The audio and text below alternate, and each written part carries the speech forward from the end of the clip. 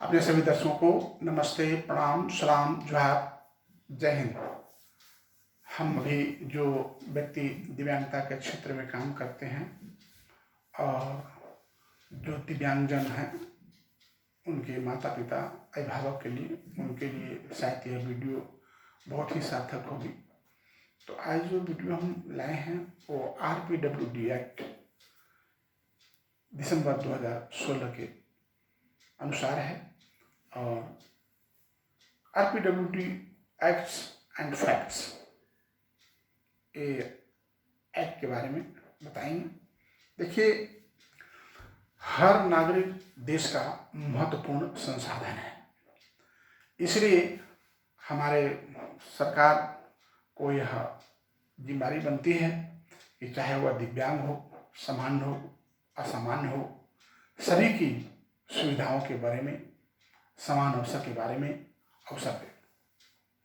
कोई दिव्यांगजन बड़ी इमारतों पर व्हीलचेयर के द्वारा कैसे पहुंच पाएगा? सार्वजनिक स्थानों पर दिव्यांगजन एक दूसरे से, सामान्य जनों से कैसे इंक्लूसिव हो पाएंगे, मिल पाएंगे? इस संबंध में RPWD एक्ट में इसका प्रावधान है कि रैंप बनाया जाए और उसके लिए बाधा मुक्त स्थान दिया जाए, लिफ्ट लगाया जाए। इसी सोच के तहत दिव्यांगजन अधिकार अधिनियम 2016 लाया गया है। 2011 की जनगणना के अनुसार दिव्यांगों की संख्या करीब 2,68,00,000 थी, जो देश की कुल संख्या 2.2% है। 1,50,00,000 पुरुष एवं 1,18,00,000 महिला दिव्यांग थे।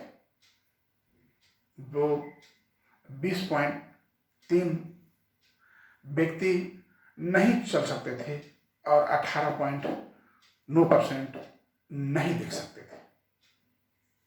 14 दिसंबर 2016 को राज्यसभा से तथा 16 दिसंबर 2016 को लोकसभा से यह दिव्यांगजन अधिनियम पारित कराया गया। इस अधिनियम में दिव्यांग व्यक्ति समान अवसर, अधिकार, संरक्षण एवं संपूर्ण भागीदारी का भी समावेश किया गया, जो PWD एक्ट 1995 के समावेश हुआ है। दिव्यांगजनों को देखभाल करने वाले व्यक्तियों या जो उनके भेदभाव करते हैं, उनके साथ नकारात्मक व्यवहार करते हैं या फिर किसी भी प्रकार की उसके शक्ति का ह्रास करते हैं या फिर उसे अपनी हिस्सेदारी में नहीं देते हैं, तो इस संबंध में भी दंडात्मक कार्रवाई करने का प्रावधान RPWD दिसंबर 2016 में रखा गया है। संयुक्त राष्ट्र संघ द्वारा तैयार किए गए मानकों को भी हमारा भारत मानता है, क्योंकि हमारा भारत ने भी संयुक्त राष्ट्र संघ के मीटिंग में हस्ताक्षर की थी। दिव्यांगजनों के भेदभाव करने वालों पर 2 वर्ष का सजा तथा 5 लाख रुपए का जुर्माना का भी प्रावधान है। RPWD एक्ट में PWD एक्ट में 7 प्रकार के दिव्यांगता थे, जिसे बढ़ा करके 21 प्रकार की दिव्यांगता कर दी गई। यानी 1995 PWD 1995 के बाद, यानी 21 वर्षों के बाद 2016 में 14 प्रकार के दिव्यांगता को बढ़ा दिया गया, क्योंकि 7 प्रकार के थे और अन्य 14 बढ़ा दिए गए। 14 7 21, कुल 21 प्रकार के दिव्यांग हो गए। उन 21 प्रकार के दिव्यांगों में सबसे पहला MR, autism, CP, multiple disable, फिर HI, SI, speech impairment, blindness, low vision, locomotor disability, leprosy, dwarfism, acid attack, muscular dystrophy, SLD, ID, multiple sclerosis एवं Parkinson's disease, haemophilia and thalassaemia तथा एस्किल सेल को और MD multiple disability को रखा गया है। ये 21 प्रकार के दिव्यांग हैं। यह प्रावधान भी रखा गया है कि आवश्यकता पड़ने पर अन्य प्रकार के दिव्यांगों को भी जोड़ा जा सकता है।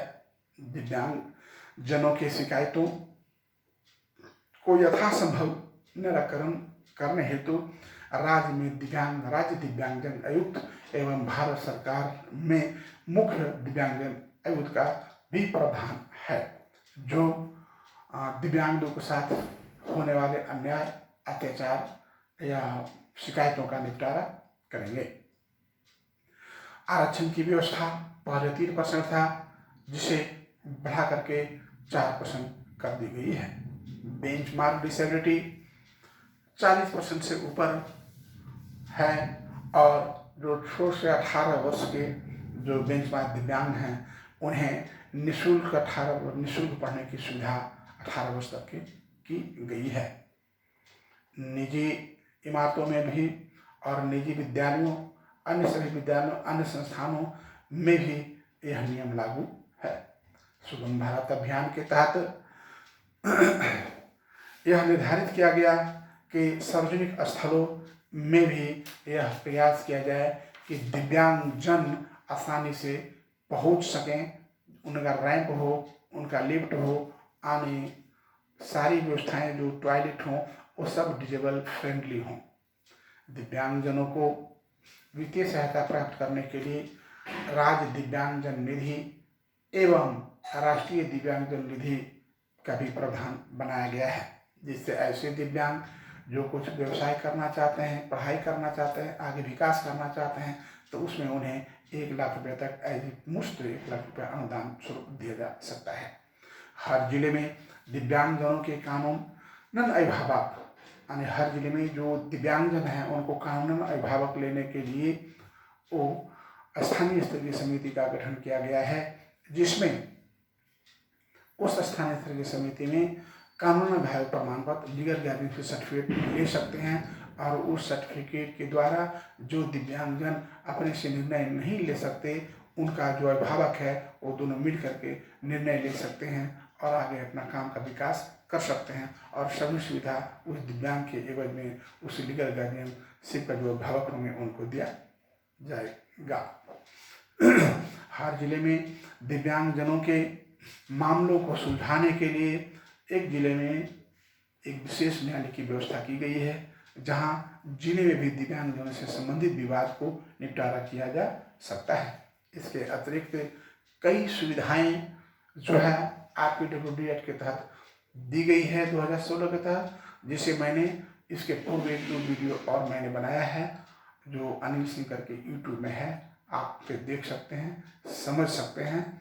यह एक छोटा सा वीडियो है, यह भाग बहुत बड़ा है। इसके जो 21 प्रकार का दिव्यांगता है, उनके लक्षण, उनके प्रकार को समझने के लिए काफ़ी समय लगेगा। तब तक के लिए जय हिंद।